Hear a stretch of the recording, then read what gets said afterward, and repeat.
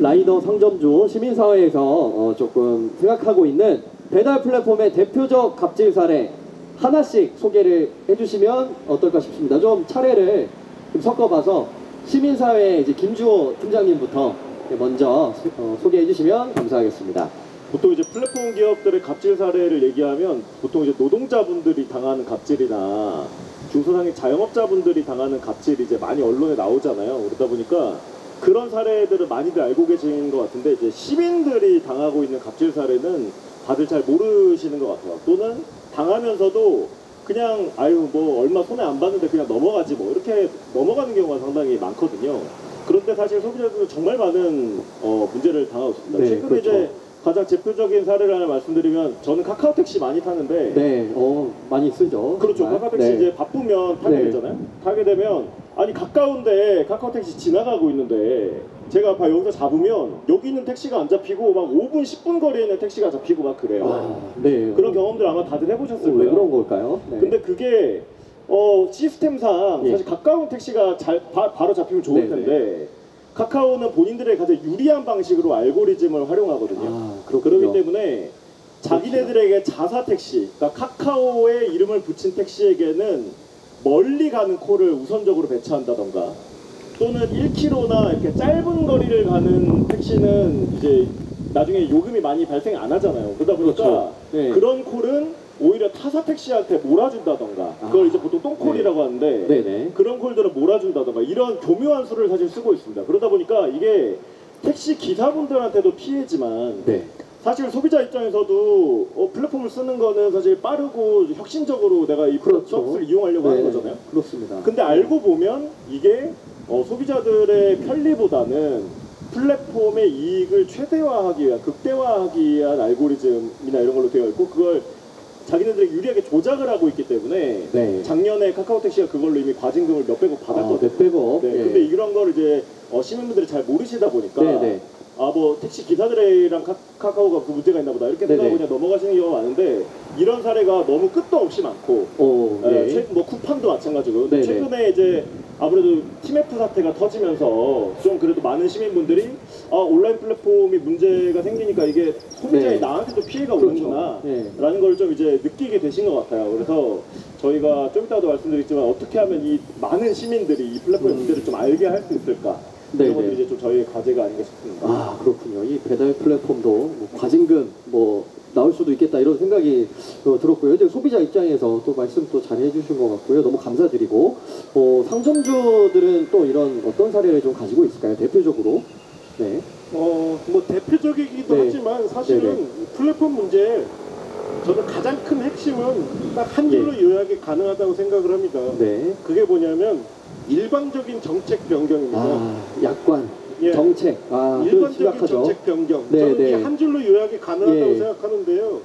예를 들어서 우리 배달 노동자, 우리 위원장님, 배달료 낮추고 하는데 플랫폼에서 상의한 적 있나요? 아니요. 저희 수수료 높인데 단 한 번도 상의한 적 없습니다. 그렇죠. 소비자도. 그리고 예를 들어서 쿠팡 멤버십 가격 인상 소비자들한테 사전 고지하거나 상의한 적 있나요? 없죠. 그냥 마음대로 하는 겁니다. 이게 모든 문제의 근본이고요. 그렇군요. 예를 들어서 저희가 이제 뭐 배달은 아니지만 쿠팡 예를 들어보겠습니다. 쿠팡이 정말 뭐 수백만 가지 물품이 있을지 모르는데 그 중에 70%가 쿠팡 자기네 물건입니다. 그렇죠. 그리고 쿠팡 매출의 90%가 자기네 물건 파는 겁니다. 90%나요? 예를 들어서 상당합니다. 제가 쿠팡에 입점해서 이 생수를 팔려고 그래요. 그래서 쿠팡 초기에 잘 팔았어요. 근데 어느 날 쿠팡이 저한테 동의도 구하지 않고 이 생수를 자기가 직접 엄청 싼 가격에 배송까지 해주는 겁니다. 그러면 제가 쿠팡 가서 뭐 돈을 벌 수가 있습니까? 그냥 뭐 자기가 팔아놓은 판에서 그냥. 맞습니다. 그냥 무조건 사실은 뭐 대표적으로 쿠팡 같은 경우가 거의 뭐 플랫폼이 아니고 유통기업인 거고요.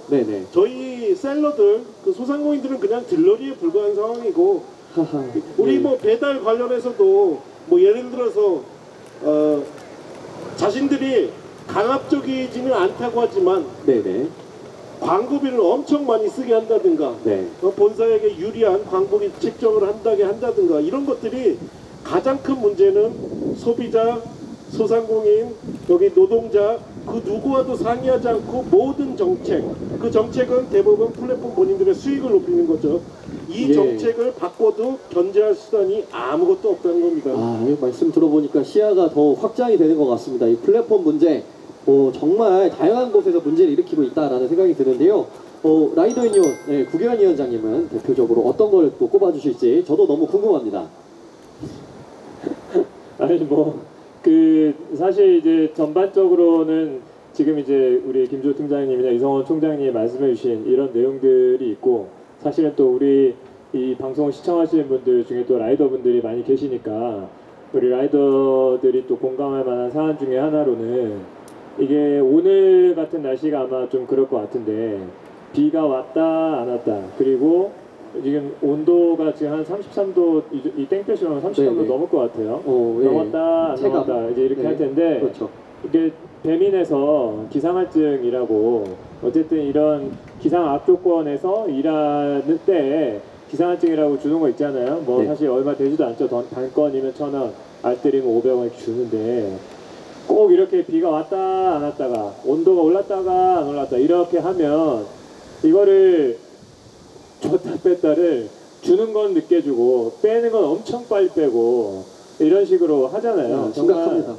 이게 진짜 저도 배달하면서 그걸 이제 그런 기상할증이 들어왔다가 나갔다가 들어왔다 나갔다 이런 걸 하는 거 보면 진짜 막 열불이 나요, 열불이.